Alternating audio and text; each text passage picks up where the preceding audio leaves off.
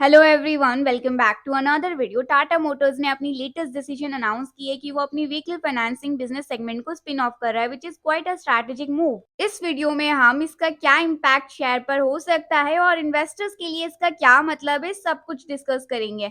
Business दुनिया में diversification को एक सेफ्टी नेट माना जाता है, लेकिन टाटा मोटर्स अलग रास्ता चल रहा है। वो अपने डाइवर्सिफाइड पोर्टफोलियो को स्ट्रीमलाइन करने का नवंबर 2023 में उन्होंने टाटा टेक्नोलॉजीज को स्पिन ऑफ किया और अब वो अपने व्हीकल फाइनेंसिंग बिजनेस सेगमेंट को टाटा कैपिटल के आईपीओ के साथ अलग कर रहा है। लेकिन क्यों? टाटा मोटर्स के रीसेंट मूव्स दिखा रहे हैं कि कंपनी अपनी स्ट्रैटेजिक डायरेक्शन में सिग्निफिकेंट शिफ्ट कर रही है। अपनी व्हीकल फाइनेंसिंग आर्म को अलग करके company seem to be focusing on specific market opportunities और उसका बेनिफिट उठा रही है।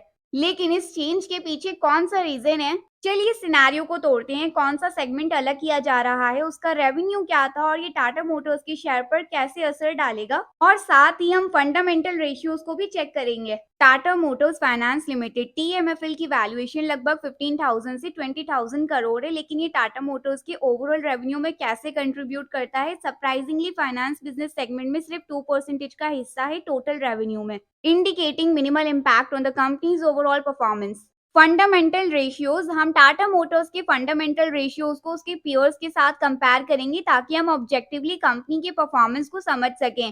ऑपरेटिंग प्रॉफिट मार्जिन से लेकर अर्निंग पर शेयर तक डेटा को डिसेक्ट करेंगे कंपनी के फाइनेंशियल हेल्थ को समझने के लिए। स्टॉक पी 19x पर ट्रेड हो रहा है, जबकि इंडस्ट्री का पी 30.8x है, indicating the stock is under valued. Last 3 सालों में कंपनी ने अपने highest ever profit margin of 14% achieve किया है, विच इज कमांडेबल। इसके अलावा कंपनी के क्वार्टर 4 रिजल्ट्स देखें तो नंबर्स तो फिनोमिनल है। Consolidated revenue 13.3% quarter on quarter और 26.6% YOY बढ़ा है।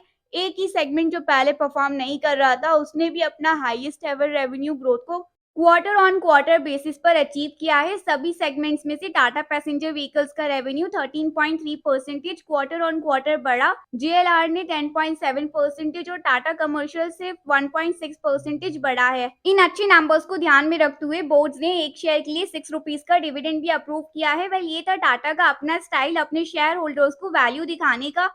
इन कंक्लूजन, टाटा मोटर्स का ये मूव एक स्ट्रैटेजिक रीअलाइनमेंट को दर्शाता है जो ग्रोथ अपॉर्चुनिटीज को मैक्सिमाइज करने के लिए है। क्वार्टर 4 नंबर्स तो ग्रेट हैं, ये एक सिग्निफिकेंट चांस ला सकते हैं, लेकिन कंपनी के robust performance across other segments एक पॉजिटिव आउटलुक पिन करते हैं। लेकिन याद रखिए, ये स्टॉक एनालिसिस सिर्फ इंफॉर्मेशन पर्पस के लिए है और इन्वेस्टमेंट एडवाइस के रूप में नहीं देखा जाना चाहिए। हमेशा अपनी रिसर्च करें और एक फाइनेंशियल एडवाइजर से कंसल्ट करें। और अगर आपको ये वीडियो इन्फॉर्मेटिव लगा तो इसे लाइक करें, कमेंट्स में अपना फीडबैक शेयर करें और चैनल को सब्सक्राइब करें।